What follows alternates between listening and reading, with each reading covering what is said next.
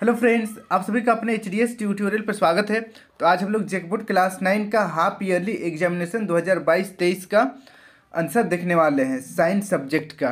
और मैंने हिंदी का ऑलरेडी अपलोड कर दिया है, आपको नीचे डिस्क्रिप्शन में लिंक मिल जाएगा, वहाँ से आप हिंदी सब्जेक्ट का आंसर देख सकते हैं और क्वेश्चन भी। यहाँ पर हम लोग साइंस का देखेंगे। तो देखिए, पहला क्वेश्चन है, न्यूटन किसका मात्रक है? पहला ऑप्शन है बल, दूसरा कार्य, तीसरा त्वरण, चौथा वेग। तो इसका सही आंसर हो जाएगा ऑप्शन नंबर पहला, न्यूटन किसका मात्रक है? बल का मात्रक है। फिर देखिए नेक्स्ट सेकेंड क्वेश्चन, कार्य करने की दर को कहते हैं, कार्य करने की दर को क्या कहते हैं? तो पहला ऑप्शन है ऊर्जा, दूसरा शक्ति, तीसरा बल, चौथा दाब। तो इसका सही आंसर हो जाएगा ऑप्शन नंबर दूसरा, शक्ति। कार्य करने की दर को शक्ति कहते हैं। ये सब बहुत ही इंपॉर्टेंट क्वेश्चन है, सभी को आपको याद कर लेना है। फिर देखिए नेक्स्ट तीसरा नंबर, आवृत्ति का ऐसा ही मात्रक है, आवृत्ति का ऐसा ही मात्रक क्या है? मीटर, हर्ट्ज, सेकेंड या न्यूटन। तो इसका सही आंसर हो जाएगा ऑप्शन नंबर दूसरा, हर्ट्ज। फिर देखिए नेक्स्ट 4 नंबर, द्रव्यमान और वेग के गुणनफल को कहते हैं। पहला ऑप्शन है संवेग, दूसरा आवेग, तीसरा बल, चौथा दाब। तो इसका सही आंसर हो जाएगा ऑप्शन नंबर पहला, संवेग। द्रव्यमान और वेग के गुणनफल को संवेग कहा जाता है। फिर देखिए नेक्स्ट अगला क्वेश्चन 5 नंबर, किसी गतिशील पिंड का वेग आधा करने पर उसका संवेग हो जाता है। पहला ऑप्शन है आधा, दूसरा दोगुना, तीसरा चौगुना और चौथा ऑप्शन है चौथाई।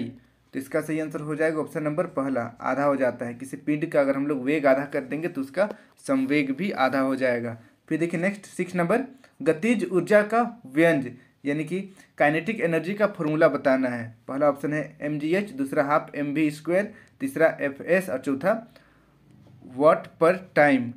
तो इसका सही आंसर हो जाएगा ऑप्शन नंबर दूसरा, हाफ mv²। फिर देखिए नेक्स्ट 7 नंबर, किसी वस्तु के जड़त्व की माप है। पहला ऑप्शन है द्रव्यमान, दूसरा बल, तीसरा चाल, चौथा संवेग। तो इसका सही आंसर हो जाएगा ऑप्शन नंबर पहला, द्रव्यमान। किसी वस्तु की जड़त्व की माप द्रव्यमान है। फिर देखिए नेक्स्ट 8 नंबर, एक कार 2 घंटे में 100 किलोमीटर की दूरी तय करती है, उसकी औसत चाल बताना है।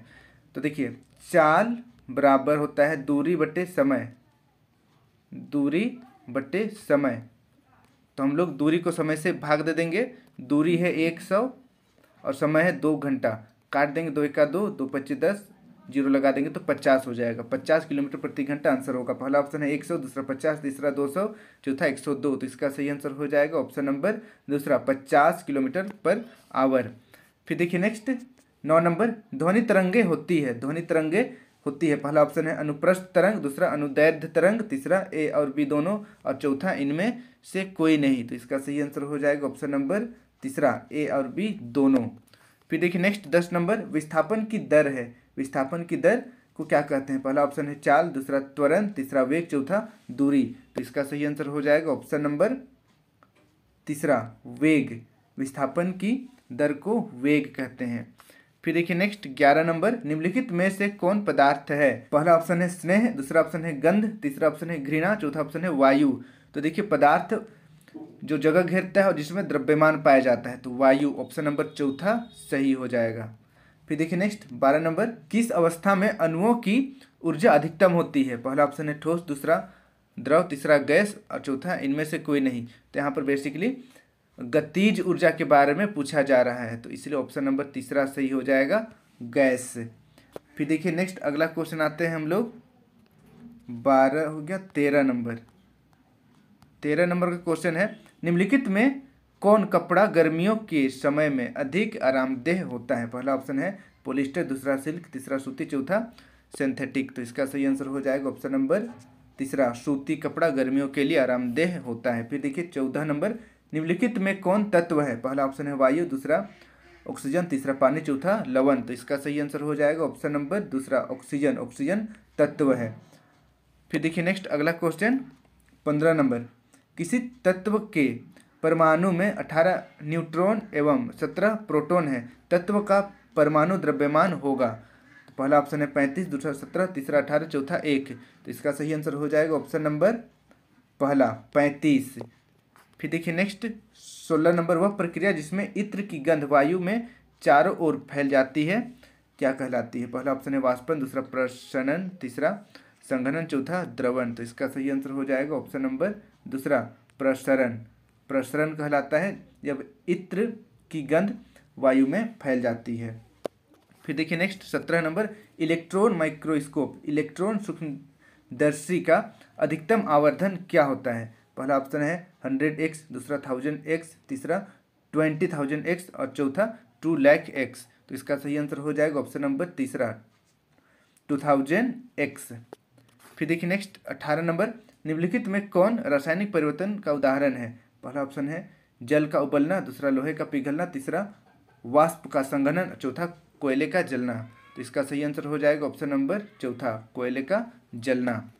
फिर देखिए नेक्स्ट 19 नंबर, किस वैज्ञानिक के अनुसार परमाणु अविभाज्य होता है? पहला ऑप्शन है रदरफोर्ड, दूसरा डाल्टन, तीसरा प्राउस्ट, चौथा बोर। तो इसका सही आंसर हो जाएगा ऑप्शन नंबर दूसरा डाल्टन के अनुसार। फिर देखिए 20 नंबर, ओजोन गैस पाई जाती है, ओजोन गैस कहाँ पाई जाती है? क्षोभ मंडल में या आयन मंडल में या समताप मंडल में या बाह्य मंडल में? तो इसका सही आंसर हो जाएगा ऑप्शन नंबर तीसरा समताप मंडल में। फिर देखिए नेक्स्ट 21 नंबर, निम्नलिखित में कौन नवीकरणीय प्राकृतिक संसाधन है? किसको हम लोग नवीकरणीय कर सकते हैं?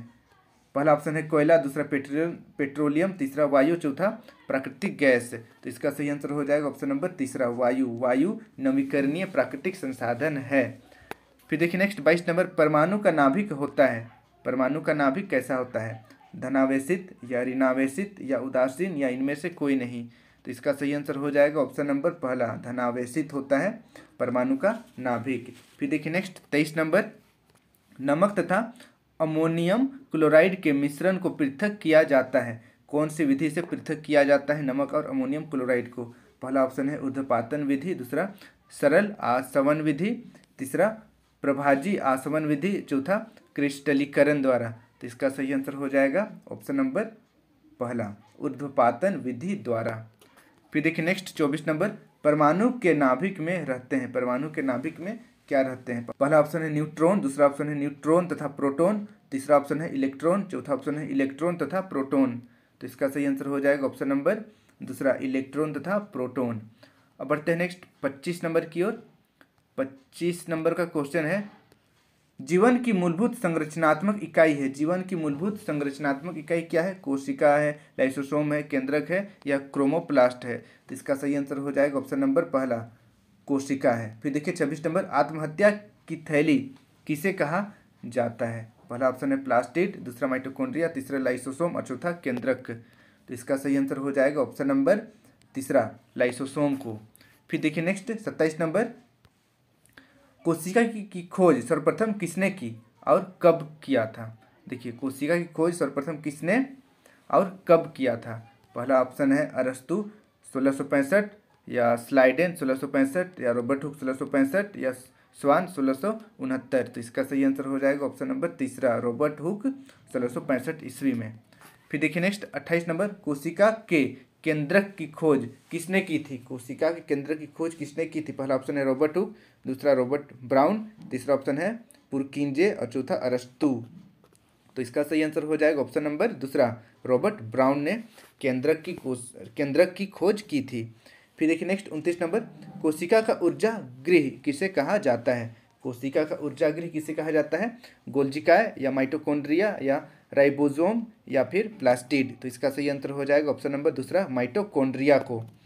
फिर देखिए नेक्स्ट 30 नंबर, पादप कोशिकाओं का बाहरी आवरण कहलाता है, पादप कोशिकाओं का बाहरी आवरण क्या कहलाता है? पहला ऑप्शन है कोशिका झिल्ली, दूसरा कोशिका भित्ति, तीसरा टोनोप्लास्ट, चौथा राइबोसोम। तो इसका सही आंसर हो जाएगा ऑप्शन नंबर दूसरा कोशिका भित्ति सेल वॉल। फिर देखिए नेक्स्ट 31 नंबर, इलेक्ट्रॉन सूक्ष्मदर्शी की खोज किसने की थी? इलेक्ट्रॉन सूक्ष्मदर्शी की खोज किसने की थी? पहला ऑप्शन है नोल तथा रस्का, दूसरा ऑप्शन है स्लाइडेन तथा स्वान, तीसरा ऑप्शन है रॉबर्ट हुक, चौथा इनमें से कोई नहीं। तो देखिए इसका सही आंसर हो जाएगा ऑप्शन नंबर पहला इलेक्ट्रॉन माइक्रोस्कोप की खोज नोल तथा रस्का ने की। फिर देखिए नेक्स्ट 32 नंबर, संक्रामक रोग कौन सा है? एड्स, पेट में दर्द, कैंसर या उच्च रक्तचाप। तो इसका सही आंसर हो जाएगा ऑप्शन नंबर पहला संक्रामक रोग एड्स है। फिर देखिए नेक्स्ट 33 नंबर, निम्नलिखित में कौन लैंगिक संपर्क द्वारा फैलते हैं? पहला ऑप्शन है सिफिलिस, दूसरा एड्स, तीसरा ए और बी दोनों, चौथा इनमें से कोई नहीं। तो इसका सही आंसर हो जाएगा ऑप्शन नंबर तीसरा, ए और बी दोनों, यानी कि सिफिलिस और एड्स दोनों लैंगिक संपर्क द्वारा फैलते हैं। फिर देखिए 34 नंबर, निम्न में किसके द्वारा संक्रामक रोगों का विवरण किया जा सकता है? पहला ऑप्शन है टीकाकरण, दूसरा रोगी के संपर्क में आकर, तीसरा नहाकर, चौथा इनमें से कोई नहीं। तो इसका सही आंसर हो जाएगा ऑप्शन नंबर पहला, टीकाकरण के द्वारा संक्रामक रोग का निवारण किया जा सकता है। फिर देखिए नेक्स्ट 35 नंबर, शरीर का बाहरी और भीतरी रक्षक आवरण बनाते हैं। पहला ऑप्शन है संवेदी ऊतक, दूसरा एपिथेलियम ऊतक, तीसरा संयोजक ऊतक, चौथा कंकाल। तो इसका सही आंसर हो जाएगा ऑप्शन नंबर दूसरा, एपिथेलियम ऊतक। अब आते हैं नेक्स्ट 36 नंबर की ओर। 36 नंबर यहाँ पर है। 36 नंबर का क्वेश्चन है, मूंगफली और बादाम के छिलके में पाया जाता है। पहला ऑप्शन है हरित लवक, दूसरा अंतर कोशिकीय स्थान, तीसरा स्क्लेरेनकाइमा, चौथा चालनी पट्ट। तो इसका सही आंसर होगा ऑप्शन नंबर तीसरा, स्क्लेरेनकाइमा। फिर देखिए नेक्स्ट 37 नंबर, पौधे की मोटाई किस ऊतक द्वारा बढ़ती है? पौधे की मोटाई किस ऊतक द्वारा बढ़ती है? पहला ऑप्शन है पार्श्व विभोजतक, दूसरा शीर्ष विभोजतक, तीसरा अस्थायी ऊतक, चौथा अंतर्विष्ट विभोजतक। तो इसका सही आंसर होगा ऑप्शन नंबर पहला, पार्श्व विभोजतक। फिर देखिए नेक्स्ट 38 नंबर, अस्थि का उपास्थि है। पहला ऑप्शन है एपिथेलियम ऊतक, दूसरा संयोजी ऊतक, तीसरा पेशीय ऊतक, चौथा तंत्रिका ऊतक। तो इसका सही आंसर हो जाएगा ऑप्शन नंबर दूसरा, संयोजी ऊतक। फिर देखिए नेक्स्ट 39 नंबर, मांसपेशी तथा अस्थियों को जोड़ती है। मांसपेशी तथा अस्थियों को कौन जोड़ती है? पहला ऑप्शन है कंडरा यानी कि टेंडेंट, दूसरा कार्डिक पेशी, दूसरा लिगामेंट और चौथा इनमें से कोई नहीं। तो इसका सही आंसर होगा ऑप्शन नंबर पहला, टेंडेंट। फिर देखिए नेक्स्ट 40 नंबर, हमारा लास्ट क्वेश्चन, ट्रैकिड्स पाए जाते हैं। ट्रैकिड्स कहाँ पाए जाते हैं? पहला ऑप्शन है जाइलम, दूसरा फ्लोएम, तीसरा ए और बी दोनों, और चौथा इनमें से कोई नहीं। तो इसका सही आंसर हो जाएगा ऑप्शन नंबर पहला, जाइलम में। ट्रैकिड्स जाइलम में पाया जाता है। तो इस तरीके से आज हम लोग जेक बोर्ड क्लास 9 का हाफ ईयरली एग्जामिनेशन का क्वेश्चन यहाँ पर सॉल्व किए। अगर आप लोगों का हाफ ईयरली एग्जामिनेशन होगा तो यही क्वेश्चन आएगा, अगर हो चुका है तो आपको पता है कि एग्जाम हो चुका है तो दोबारा नहीं होगा।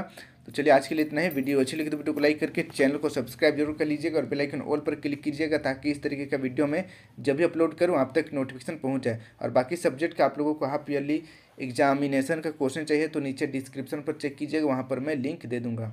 Thank you for watching my video. Have a good day.